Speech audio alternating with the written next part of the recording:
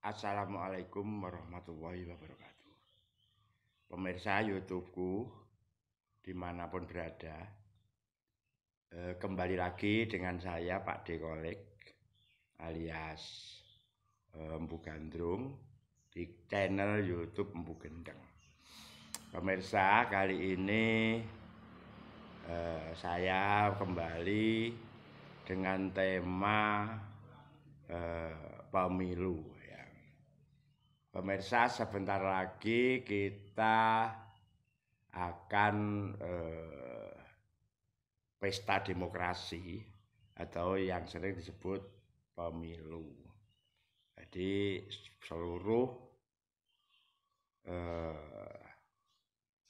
komponen rakyat Indonesia mengadakan pesta demokrasi, pemilu, memilih pemimpin, presiden dan wakil presiden, memilih pemimpin wakil rakyat, yaitu DPR, Dewan Perwakilan Rakyat, tingkat 1 atau pusat, tingkat 2 provinsi, atau tingkat 3 ya daerah, kota madya, kabupaten.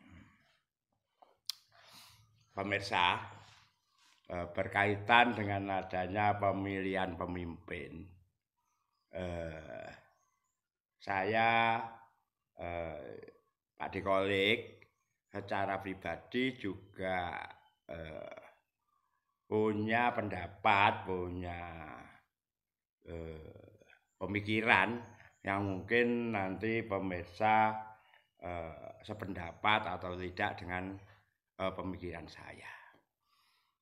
Pemirsa, kali ini karena ini tahun politik dan mendekati pemilu, kita telah disuguhi berbagai manuver-manuver politik yang kadang menjadi sebuah kayak lelucon, menjadi kayak badut-badut politik yang menggelikan. Ini karena apa? Karena adanya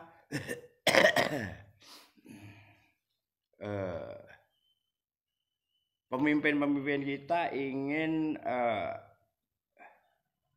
menarik perhatian rakyat, ingin menarik simpati rakyat agar mereka terpilih sebagai pemimpin rakyat.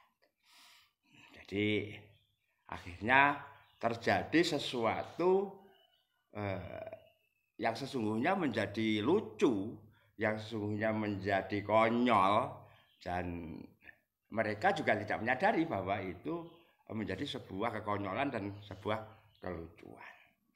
Nah, pemirsa, kan kita sama-sama kita ketahui kali ini adalah ada 3 pasangan calon presiden dan wakil presiden. Jadi kalau tidak salah Bapak Prabowo berpasangan dengan Gibran, anaknya Pak Jokowi. Terus Anies Baswedan berpasangan dengan Caimin, Gus Mohaimin. Terus Ganjar Pranowo ya, berpasangan dengan Mahfud MD. Jadi 3 pasangan ini mempunyai kelebihan dan kekurangannya masing-masing. Tapi jangan lupa pemirsa, karena suhu politik atau karena apa, mereka juga lupa kalau mereka juga menjadi kutu loncat. Sehingga kita cukup tahu menjadi sangat lucu sekali yang dulunya bergabung dengan PDI, sekarang keluar dari PDI. Dulunya Anies Baswedan diberangkatkan dari Partai Demokrat kalau nggak salah itu. Waktu pengumuman saya juga pernah melihat di TV itu Agus Harimurti Yudhoyono yang mengumumkan diri sekarang Partai Demokrat sudah tidak mendukung lagi dengan Anies Baswedan. Ini karena kepentingan politik.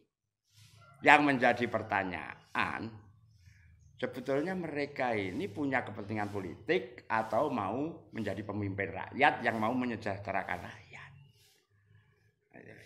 Jadi itu yang sering mereka lupakan, karena kepentingan politik mereka tidak mendukung, mereka pindah.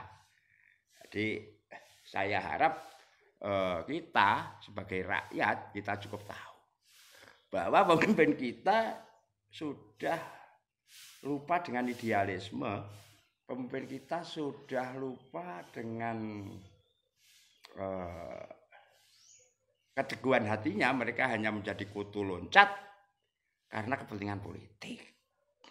Jadi ini menunjukkan mereka itu yang diperjuangkan hanya kepentingan pribadinya, bukan kepentingan rakyat. Karena kepentingan politik, anak yang kemarin sore basi ingusan diupayakan menjadi wakil presiden, yang sangat menggelikan sekali, sangat lucu. Ini lelucon yang real. Jadi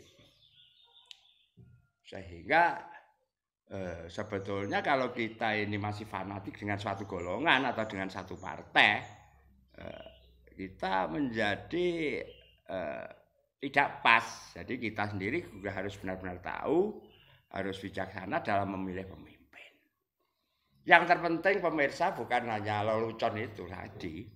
Mereka menggait orang nasional, menggait orang religius, tujuannya hanya untuk kepentingan suara. Sehingga semua menjadi komoditas, menjadi bahan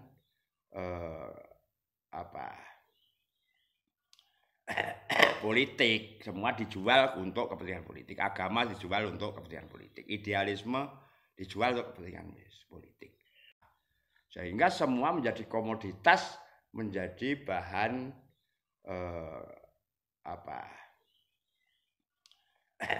politik. Semua dijual untuk kepentingan politik. Agama dijual untuk kepentingan politik. Idealisme dijual untuk kepentingan politik. Nasionalisme juga dijual untuk kepentingan politik. Jadi bahkan undang-undang disiasati untuk kepentingan politik. Anak yang sebelumnya belum bisa menjadi wakil presiden diupayakan menjadi wakil presiden. Anak yang masih ingusan sisi erung iso didadekne wakil presiden. Ini menunjukkan keserakahan politik. Ini menunjukkan kebusukan politik. Jadi hati-hati pemirsa. Yang terpenting bukan hanya lelucon itu tadi. Bahwa mereka berangkat dengan biaya yang sangat besar. Untuk menjadi presiden dan wakil presiden biayanya kita tahu tidak sedikit. Jadi mereka berlomba-lomba menggait konglomerat yang bisa membiayai mereka. Hati-hati dalam memilih presiden. Saya hanya mengingatkan, saya tidak menunjuk siapa itu. Ya, jangan memilih presiden dan wakil presiden yang bergabung dengan mafia ekonomi, konglomerat yang menjadi mafia ekonomi. Karena itulah nanti yang akan menghisap darah rakyat. Itulah yang akan merusak negeri ini.